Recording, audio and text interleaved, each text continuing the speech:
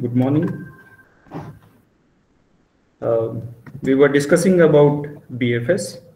Today, let's look at how that gets implemented inside the code. So,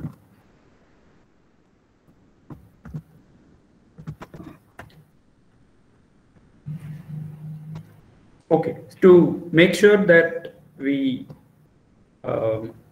process all the neighbors of a particular vertex before we process the neighbors of the neighbors, we will have to maintain some sort of a data structure. Somewhere we have to keep track of that.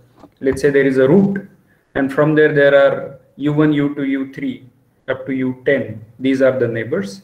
And then after you have, let's say, set the levels of all of these, then we have to come back to u1 and explore it.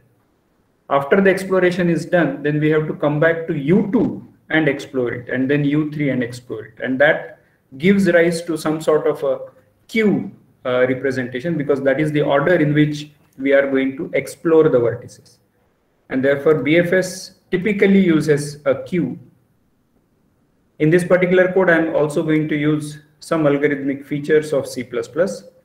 I'll come to that whenever we use it. I don't know if we are using it for, maybe it's not really required in this code. You can as well comment it out and see if it's really required.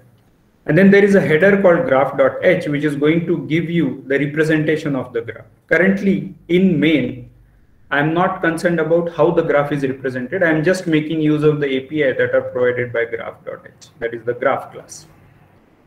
So the usage of this a.out that gets created is going to be that I have to provide a graph as an input file. This particular code needs to understand what that graph file format is. I'll just show you the graph file format. In this case, the first line contains the number of nodes and number of edges. And then there are edges many combinations. So this is essentially in an edge list format.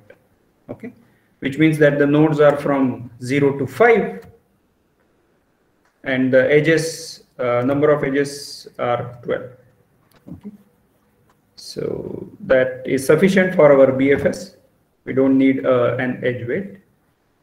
The graph is some class which is provided in graph.h, which I build using this information. The file name is passed as an argument. It takes care of reading the file in an appropriate way and populating the graph in memory, right? So we are now converting the graph which is there on disk in a file into a graph representation in memory, right? Likely that is going to use adjacency list format, or maybe we can quickly check.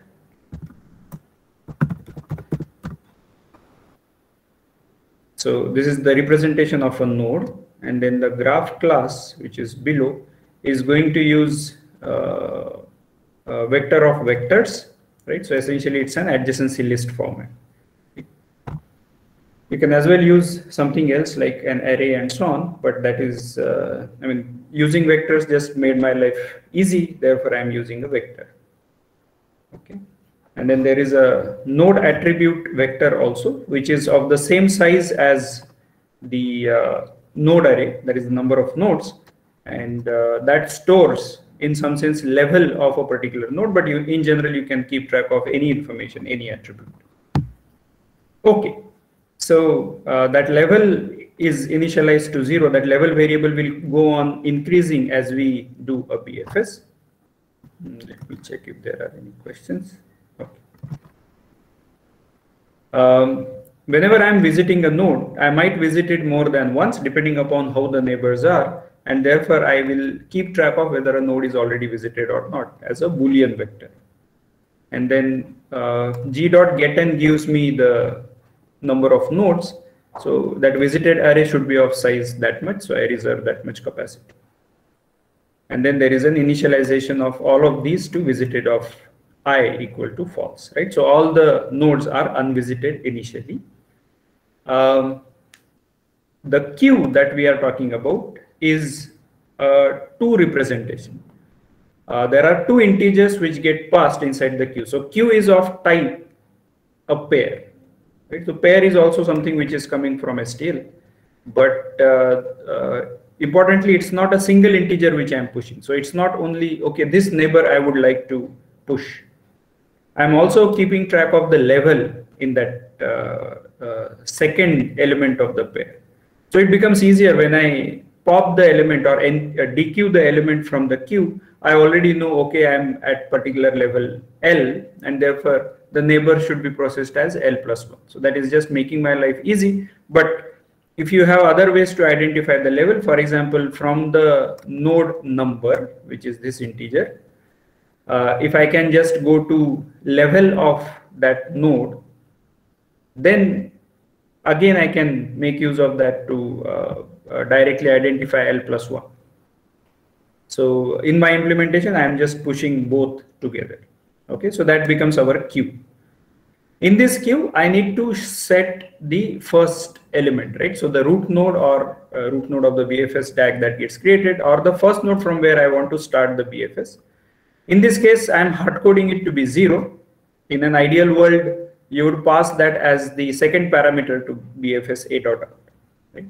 So it always starts from 0th node with level of that node being 0. Okay. So any questions so far? This part is clear.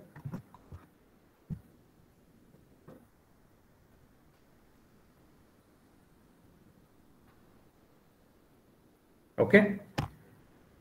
So then until the queue is containing some element, I am going to go over this. So that while not of queue.empty is a typical format which you will see in the context of many graph algorithms, where you use some sort of a data structure. In this case, we are using a queue, but you might use something else. And while that data structure, also called as a frontier, while that frontier is not empty, I'm going to process something, right? So this loop in some sense is called as a fixed point computation. This is also similar to the fixed point computations that we have studied in algebra or even linear algebra, where we go on performing some sort of relaxation, right? So you are given a matrix, and that matrix you go on performing some row convergence, column convergence, let's say Gauss-Seidel elimination or something, until you reach some sort of a fixed point answer, right? So that fixed point answer could be the final value, or it could be based on some threshold that the difference between the consecutive iterations of the error is greater than certain value. Until then, I continue. So this is a fixed point computation in the context of graph algorithms also. And finally, I just print the graph with the level numbers. That true essentially indicates what are the levels of each node. So that I am just using as a parameter. So okay, so before we get into this loop, let me just run it once so that it becomes easier for us to visualize. Okay, so I'm going to compile this, or try compile this with G++ file name, and that gives me certain errors, and that happens because I'm using this auto and so on, right? So therefore I require -std equal to C++11, and that gives me that those errors are gone. So these are compile time errors, and this undefined reference which are given on the .text, these are all link time errors. So there is a compilation to .o, and then multiple .o's are linked to form the final a.out. So the reason why this is not compiling is because I have just included graph.h, but the graph.cpp, which contains the actual implementation of these, is not given. So I give that on the command line. So this essentially % is bfs.cpp. Okay, so that compiles. Let's run it, and that should not run because I need to pass some argument. So let me pass that G1 as an argument. Okay. So initially it prints what is the number of nodes, number of edges, and then it prints the adjacency list of the graph. So node 0 is connected to node 3, 4, and so on. The 0 that is given in the parenthesis is essentially the level number, which is initially 0. When BFS is run finally, these are the level numbers. For example, 0 is at 0, that is given. Then 1 is, so let's look at what 0 is connected to. 0 is connected to 3 and 4, and therefore 3 and 4 should have level number 1, which is actually the case. And then 1, 2, and 5 are connected further to 3 and 4, and therefore 1, 2, and 5 have level numbers 2. Right? So that is our BFS code, fixed point execution. Any questions on this execution? Otherwise, we'll look at the while loop of the BFS.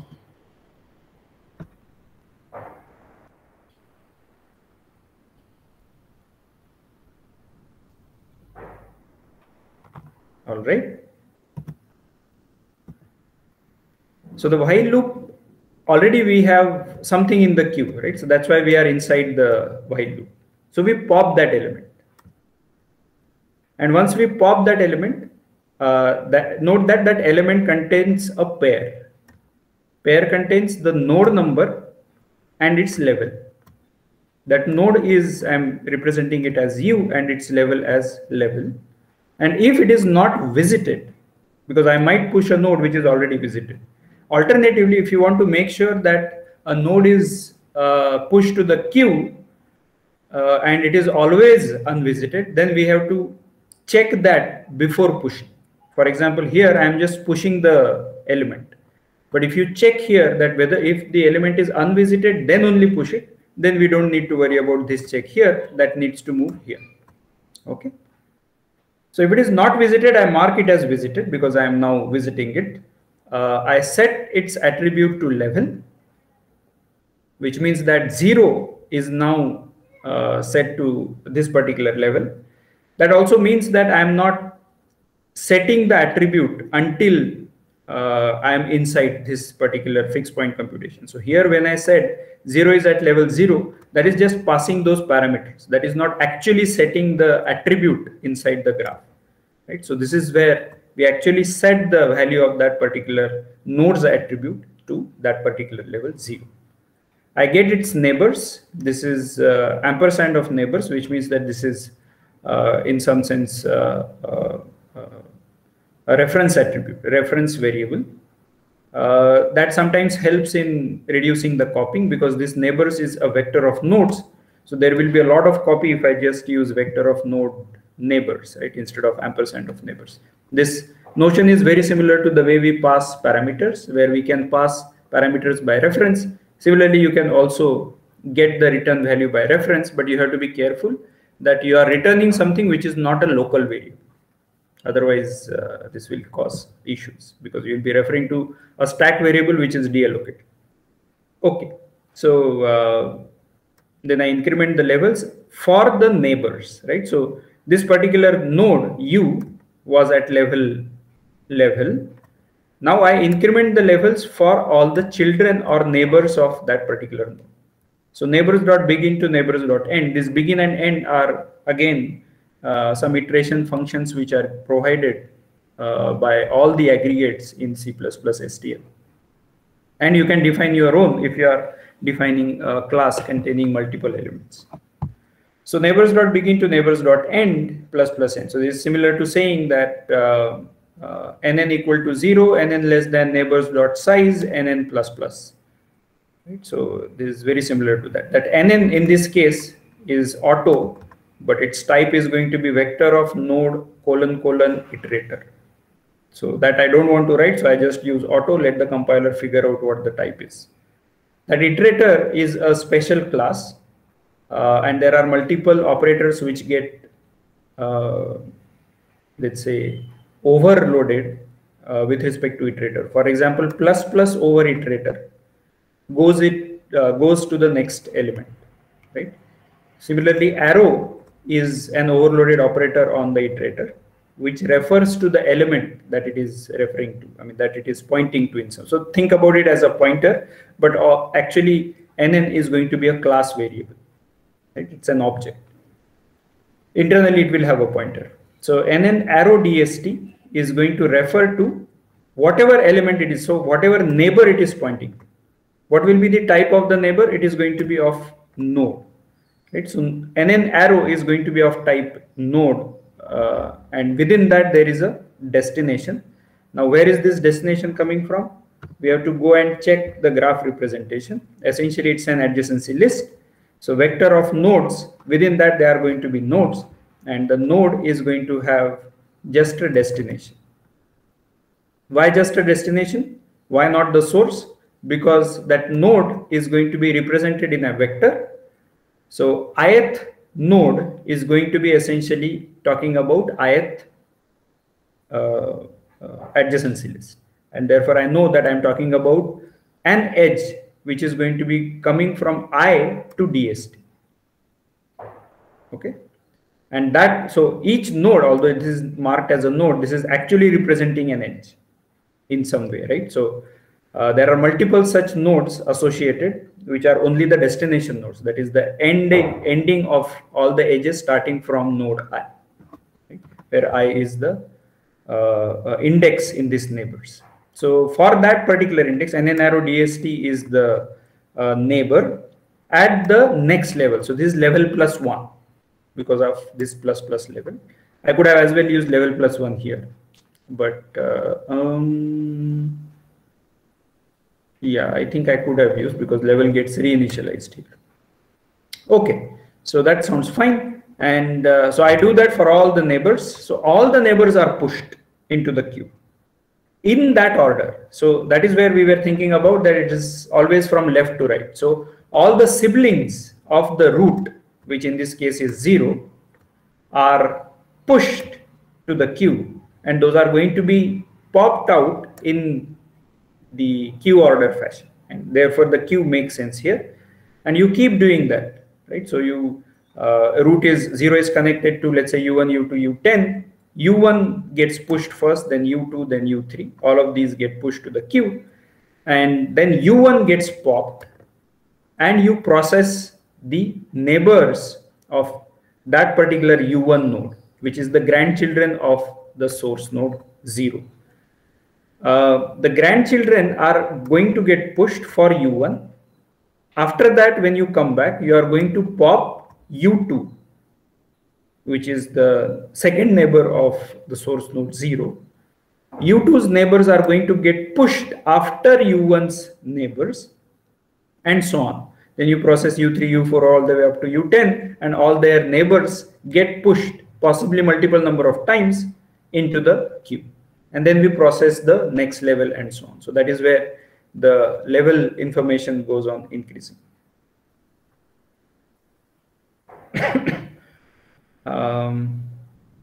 All right, so that seems to be fine. Any questions on this part? Note that this time we did not use any functions and so on. Everything is inside main. Because this was a small function, I just did it that way. But any questions?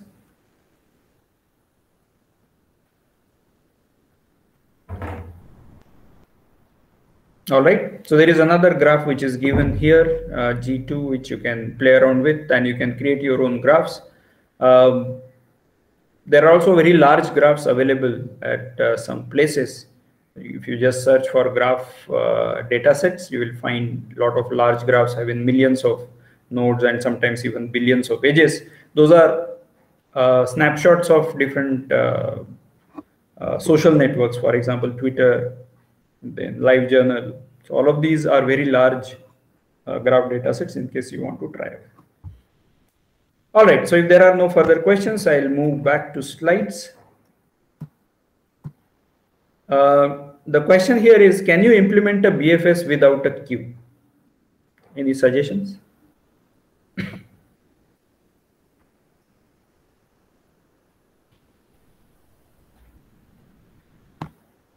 And for BFS, we said that its complexity is V plus E or M plus N.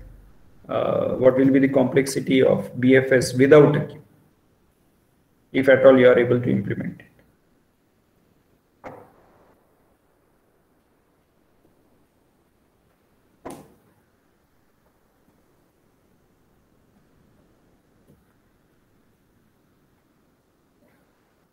Okay, we can use recursion. That seems to be a reasonably good answer. But note that recursion resembles a stack, right? So if you do not have a queue order fashion, how will you make sure that you are going over neighbors in that particular order. It should not happen that I go over the neighbors in the reverse order, or I first process the grand neighbors and then the neighbors. So we have to be a little careful about that part. But yes, it's possible to be implemented using a recursion.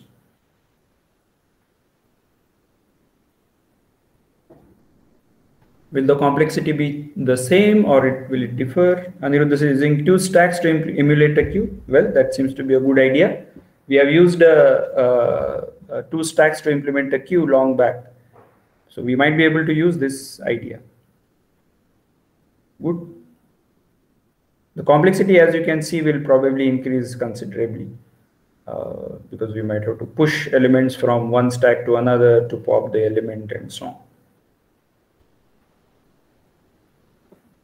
Okay, so I leave for you to ponder about the complexity. There are multiple applications of BFS. One thing is we can check if the graph is connected. For example, we said that the graph is connected if an undirected graph is connected if there is a path from any vertex to any other vertex, right? So to check that the graph is connected or not. For example, you are laying out a network, and the way or even electric cables, right? The way the electric person is going to check is at different points.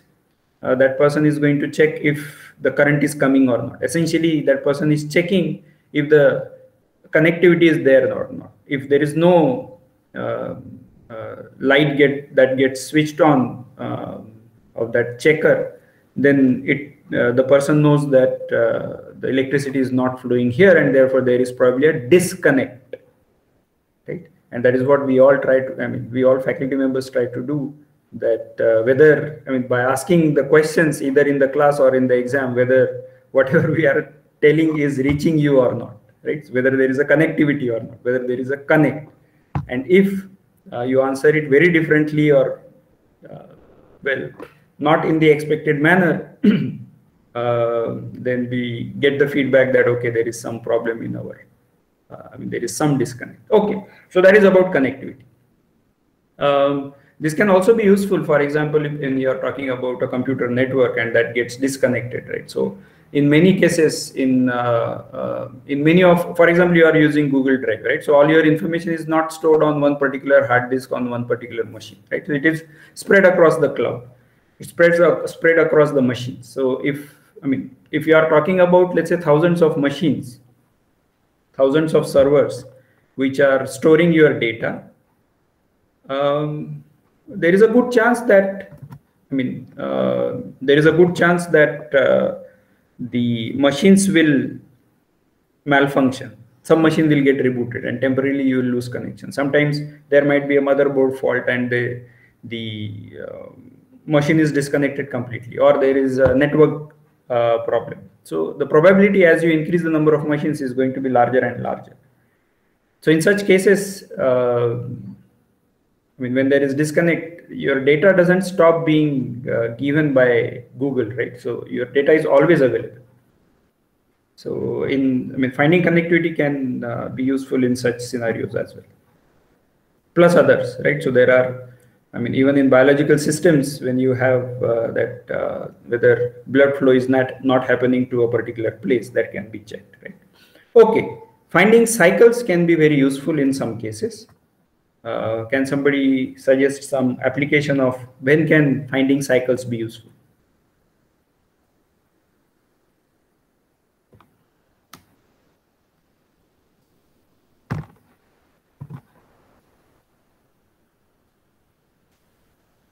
Why would you be interested in a cyclic structure?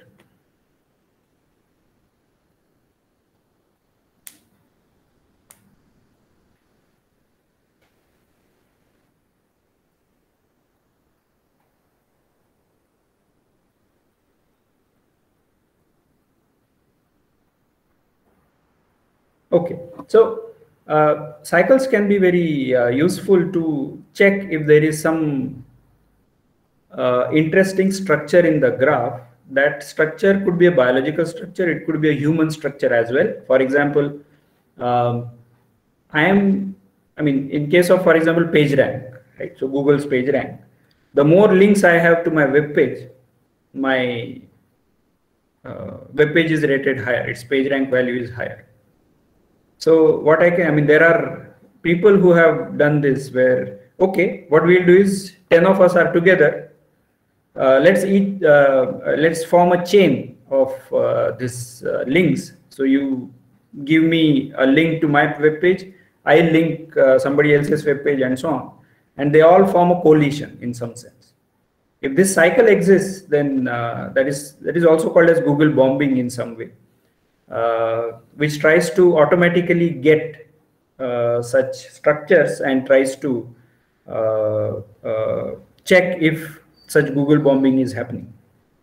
And there could be other examples. For example, if I know that certain graph does not have a cycle, if a certain graph does not have a cycle, I might be able to apply a faster algorithm on it. And if it is not a cycle, most probably it is going to be collection of DAGs, I mean forest of DAGs. And as soon as you talk about a DAG, there is a particular ordering you can do on vertices. Because of cycles, these orderings are not possible. Sometimes the cycles can help you to reduce the size of the processing that you can do, because every element in the cycle in some sense is going to get the same value, right? Not in case of BFS, but in some other applications. For example, you can convert, okay, so if I'm talking about a particular value is reaching a particular node in a program or not, if there is a loop, I know that all the nodes are anyway going to get processed, going to get this value, and then all of those nodes will have the same value until I go beyond the loop. Maybe I'll get different value, right? So then you can essentially collapse these cycles. And once you collapse these cycles, you get something called as a DAG, right? So the directed acyclic graph, or you might get a forest of DAGs if it is disconnected, and so on. So in such scenarios, identifying cycles can be very useful. Finding strongly connected components is the next version of cycle, which in some sense, in case of cycle, we just had next pointer, right? And then together they were forming a chain, like our circular queue or circular list we had. But in case of strongly connected components, every person in the, or every node in the cycle is going to be pointing to every other node in that cycle. So if you have, so that is called as a strongly connected component, right? So each node has, if there is a cycle of length n, then every node will have n-1 connections, I mean, connections to all the n-1 in that cycle. So that is called as a strongly connected component. This can be also very useful to identify some networks. Sometimes there are terrorist networks, sometimes there are rumor networks, sometimes there is a infection spread because of this strongly connected components, because people who are connected are likely to be mixing with each other more often, and therefore such social networks can help you, strongly connected components in social networks can help you identify these. In biological systems also, you might be able to identify, okay, these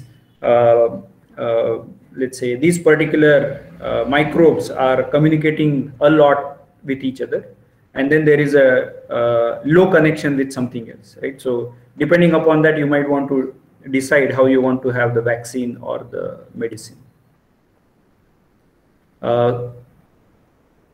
Yeah, okay. And then checking for bipartiteness. This we did some time back, but essentially finding cycles can be useful in checking bipartiteness also when you are not given those P1 and P2 partitions. So you identify the cycles, and if the cycles are of length, if any cycle is of length odd number, that is 3-length cycle, 5-length cycle, 7-length cycle, then it's not a bipartite. Right? Otherwise it is bipartite. And so on. There are multiple such applications of BFS. Any concerns, questions so far?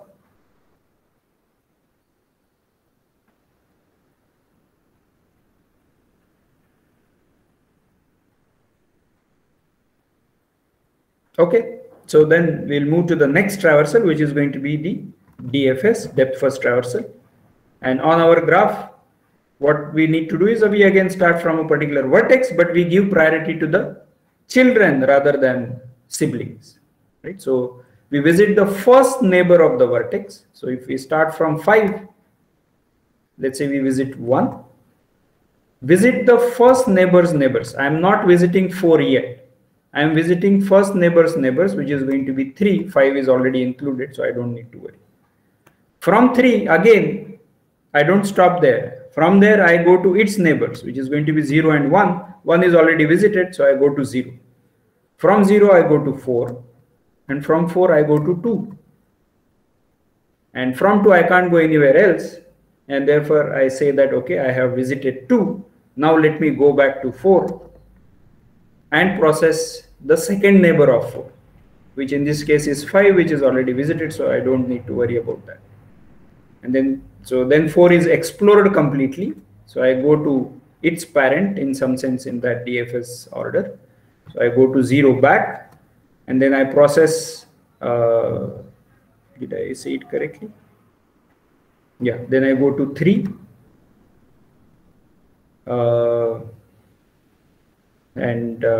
Then I go back to 1, and then I go back to 5. Right? So you come back. In this case, it so happened that every nodes did not have multiple neighbors to be explored, but in general, you can once the children of a node are done, then you go to the sibling of that node.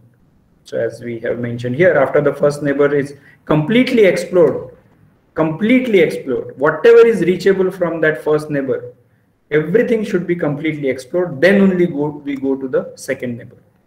This is where the pre-order traversal, sorry, not the pre-order. Yeah, in some sense, pre-order traversal as well as post-order traversal comes into picture. Okay. When we go into second neighbors, we again go deep. Right? That means we go on exploring further. Some of that might be already visited because of the first neighbor's connectivity. That's okay. You ignore those and you just go ahead from there. Okay. So, okay, instead of 5, let's start from 1. Okay, so can somebody tell me the order of DFS traversal? So like in case of BFS, we give level numbers to different nodes. In case of DFS, we can give a visit number. So 1 has visit number 0. Right? From there, what is going to be the visit number 1? And then visit number 2 and so on. So there will be n-1 visit numbers given, 0 to n-1 numbers given to these nodes. Okay. And we'll follow the node ID order. So visit number 1 is, I should be here.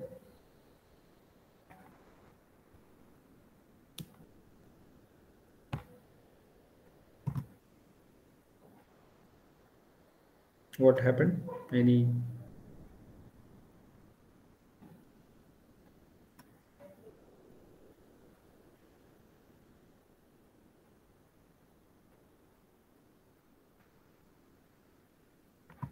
Okay. So from 1 we go to 3. Maybe it is too easy for you guys. Maybe you have studied this. That's why nobody is responding. But anyway, so from here we go to 3. So that becomes visit number 1. This is also called as DFS visit number.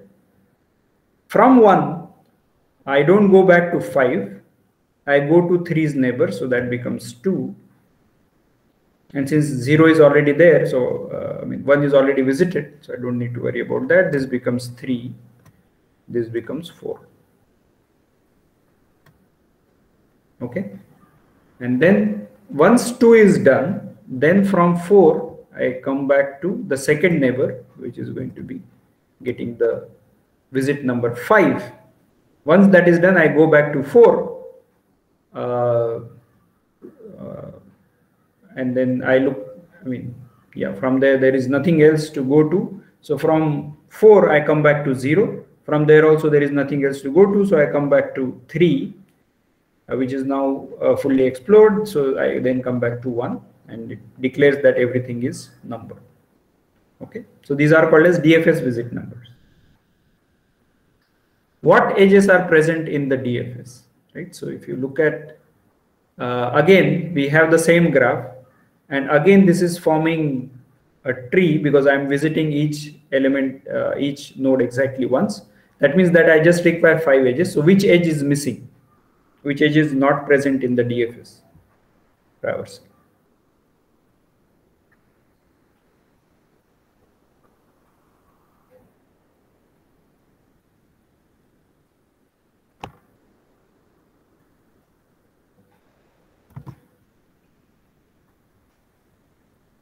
Yeah, Aniruddha is asking, how did we decide the order of children? Currently, we just decided based on the node ID order.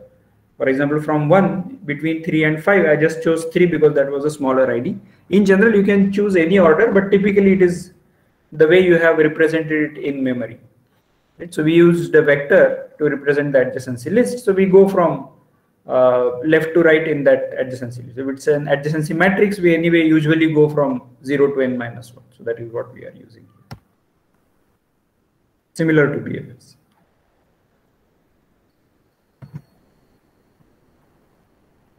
Okay. You guys are very silent today. Okay, never mind. So the edge 0, 5, I think, is not going to be present because 5 was already visited from 4. So that is not going to be present. Otherwise, all the other edges are going to be present, which also indicates that there is also going to be a DFS tree in some way, right? It's also called as a spanning tree, which spans all the vertices. Right? Otherwise, in general, a tree can be a disconnection. You might not connect some nodes, right? Still, it can be called as a tree. Ideally, it should be called as a forest, but if it covers all the elements, then it is called as a spanning tree. Okay. And what is the complexity of DFS?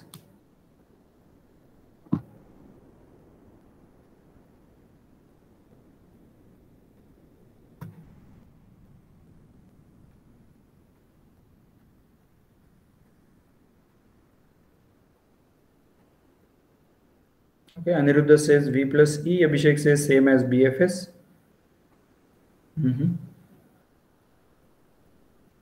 So yes, it is going to be same as BFS, V plus E. And again, the same arguments we can hold in case of this, because we are visiting each vertex, we are traversing each edge exactly once and visiting or updating the DFS number at each vertex exactly once. Right? So therefore, this is, even if we are doing it multiple times, it is all right, as long as it is constant number. All right, so let's look at the DFS implementation, and hopefully you will find something interesting there.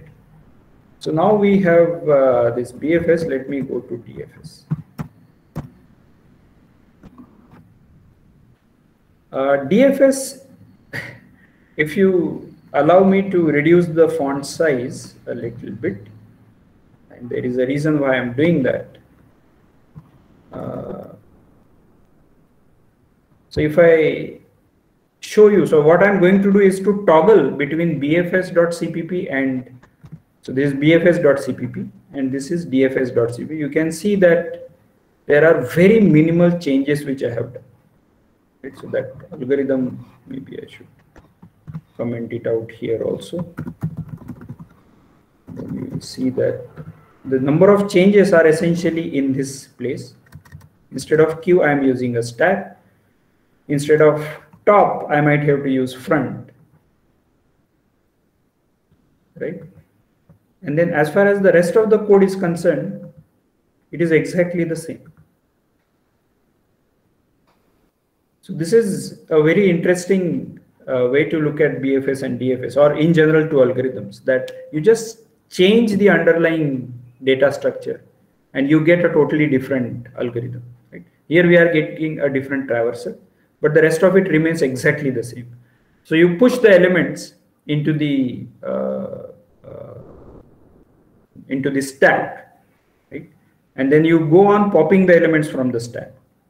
And this we have seen earlier, that if you push the elements in the order of they have been pushed, in the order of the neighbors, then while popping it is going to be the reverse order, which also means that this is going to be, if you recall that Somesh, Saurabh, JK, like, so that example.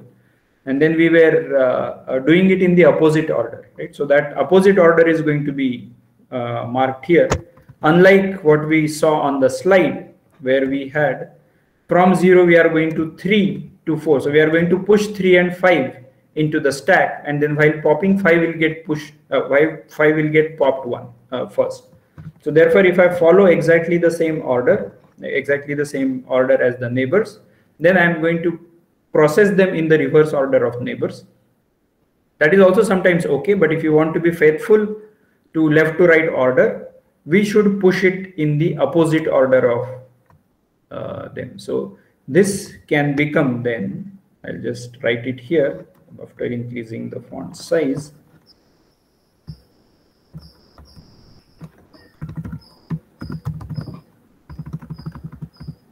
Neighbors.end -1. So that end is pointing to an element 1 after the last element, right? And then greater than equal to neighbors.begin. This greater than equal to is also overloaded, and minus. Right? So this will be a more faithful left to right representation of pushing the elements. But otherwise, as you can see, the algorithm remains almost the same. And one point which I will mention, so that's the reason why I have also named it as queue, although it is a stack, just to indicate that difference, that the difference is minimal. So one thing which I wanted to convey is that when you are writing algorithms, I mean, it's easy to code sometimes, but it is important to also make use of this commonality across algorithms, and we should try to enforce that commonality. In fact, if I have to write a graph class which provides BFS and DFS, I should be able to take advantage of this processing, where I should be able to just pass this stack or a queue as a parameter. Typically, this is going to be as a template parameter, but you can have a flag using which you can do all of this. But this, I wanted to bring across this commonality across BFS and DFS. Right? So we just change the data structure. Yeah, that instead of top, I had to use front, but otherwise most of the code remains the same. This part we had to change because we wanted to have left to right order, but otherwise if you are okay with right to left order, then just using the stack is okay. Any questions, any concerns on the DFS part?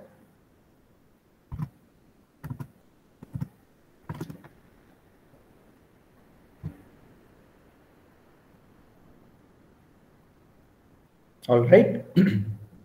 So then I'm going to move ahead from here. Yeah, what are the applications of DFS? Well, whatever are the applications of BFS, those are also applications of DFS in most cases. So finding strongly connected components I was talking about, but I didn't explain what this is, forward backward method. Right. So I just mentioned what that is. So what is a strongly connected component? So we said that if this is connected here, then this is connected here, and this is connected here, and so on. So let's say there are these 5 nodes, right? And there are other nodes which might be connected somewhere else, and so on. And there might be something incoming here. And then there are these connections also.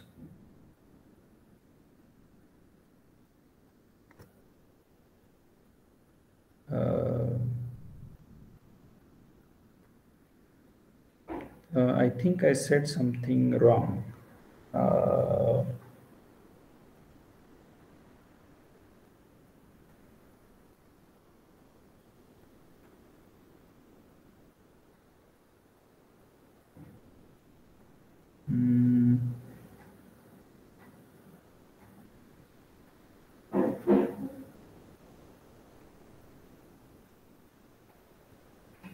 Okay, I think I said something wrong about strongly connected components. I'll correct that. So let me, is there a way to undo? Okay, no way to undo this.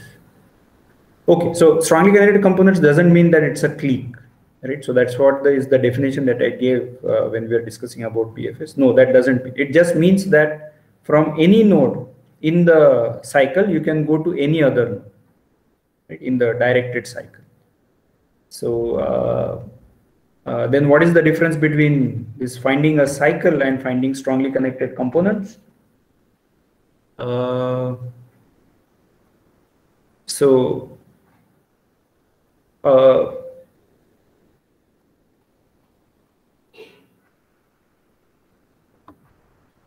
That's a good question. Let me see.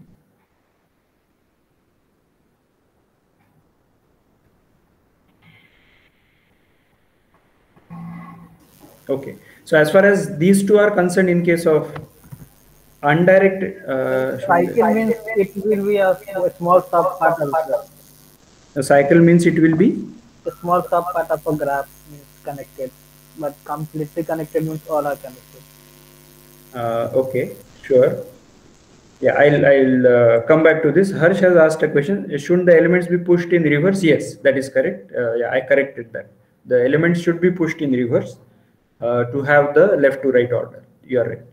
In case of DFS. So yeah, so strongly connected component, although in general when we study this algorithm, we talk about the whole graph, but strongly connected components can also be represented in terms of find out all the strongly connected components of a particular graph, right? So you can have a subset of vertices which is forming a strongly connected component, like we are talking about this. So in that case, when we are talking about undirected graphs, if you find a cycle, essentially that becomes a strongly connected component. Right? In case of directed graphs, this may not be the case. For example, you can have something like this.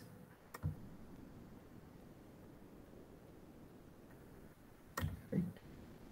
So this is an undirected cycle. If you are talking about undirected edges, then yes, this is a undirected cycle, but this is not a strongly connected component, because you cannot go from let's say this particular node to this particular node. So in case of strongly connected components, this I mean the cycles typically, if it is a directed cycle, then you can call it strongly connected component, because then you can go from any vertex in the cycle to any other vertex. Okay, so let's correct that argument. Okay, so once you are given this particular, by the way, yeah, so as you can see, if this is U, this is V, and this is W, then U to V there is a path, U to W there is a path, W to V there is a path, but there is no path from V to U or V to W. And therefore this, if your application is wanting to find undirected cycles in a directed graph, you can still find out that UVW is a cycle. But in case if it is interested in finding strongly connected component, then it is not a strongly connected component. Okay? So that requires us to find out the reachability of a particular vertex. That undirected cycle is also called as a weakly connected component, by the way. So UVW are weakly connected but not strongly connected. So strongly connected components requires me to find out what is possible to be reached from U, and the forward backward method makes use of what is reaching U also. Right? So if there is this edge here, then it tries to find out what is reaching U. Let's say X is reaching it. So that becomes the backward set. So what is backward reachable from U, or backward reachable set of U? That is X. What is the forward reachable set of U? It is V and W. And if we take an intersection of these two, then you get a strongly connected component containing U. Right? So let me mark this. This is A, this is B, this is C, this point was D, and this is E. Okay, this is probably some F, and this is G. Okay, so if I take forward reachability of G, what do I get? I get A, B, C, D, E, F. Forward reachability of G, that is this part, this particular point, then everything is reachable from G. What is the backward reachability of G? Maybe it is empty. So the intersection of these two is going to be empty, which means, or you can say that G is reachable from itself, and therefore backward reachable as well as forward reachable. Therefore G is the only SCC that is containing this particular node G. Similarly for F, the forward reachability is empty, backward or F, backward reachability contains F, and therefore F is the sole SCC. But now if I take A or E or B, C, D, any of these, the forward reachability contains A, B, C, D, E and F. Forward reachability of, let's say, A contains A, B, C, D, E and F. The backward reachability of A contains A, B, C, D, E and G. Backward reachability of A contains A, B, C, D, E as well as G. And therefore, if you take an intersection of these A, B, C, D, E, F, A, B, C, D, E, G, you get A, B, C, D, E as the strongly connected component. So this is called as a forward-backward method. So this can be very useful to find out multiple strongly connected components of different sizes in the graph. Sometimes the strongly connected component could be of one node itself. Sometimes there could be a 2-node cycle. Sometimes there could be a 4-node cycle, 7-node cycle, whatever. All of these strongly connected components can be identified using a forward-backward method. And for reachability, typically DFS gets used. That's why you can use BFS also. It's just connectivity. Okay. Yeah, so that's what I think I corrected. So strongly connected component doesn't mean that it's a clique. It just means that it's a directed cycle. Okay. So good that so this is what I was referring to. We had this Somesh Saurabh JK, and if you recall, we had traversed this in this depth first manner, right? So that was actually a depth first traversal of this tree. This was a tree at that time. But if you have a graph also, for example, you might have a link from here to here, and maybe a link from here to here, and there may be a cycle also. Right? In that case, this becomes an arbitrary graph, and you can perform a traversal, a DFS traversal on this graph using the code that we just saw. All right. Any questions so far? Okay, I think we'll have to stop here. So I'll take some questions and then we'll stop. So can weakly connected graph be called as cycle in directed graph? I think typically that is not the case by default. By default, when you say it's a directed graph and you want a cycle, by default it means a directed cycle. If you have to say that it's a weakly connected component, then you have to tell that this is a weakly connected component and therefore the path is only one way, or it is an undirected cycle. So that needs to be explicitly specified. So by default, it is cycle is directed in a directed graph. Any other concerns, questions?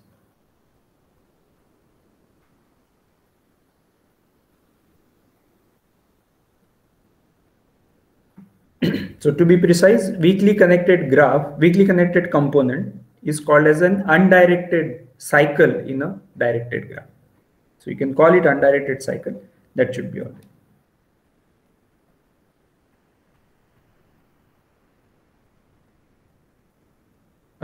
Actually, okay.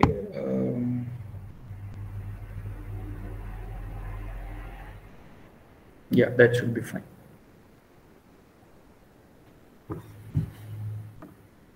Okay, any other concerns, questions? All right, so we have just a small portion of, not small portion, there is some portion of graphs remaining. So hopefully we'll try to finish that in one lecture.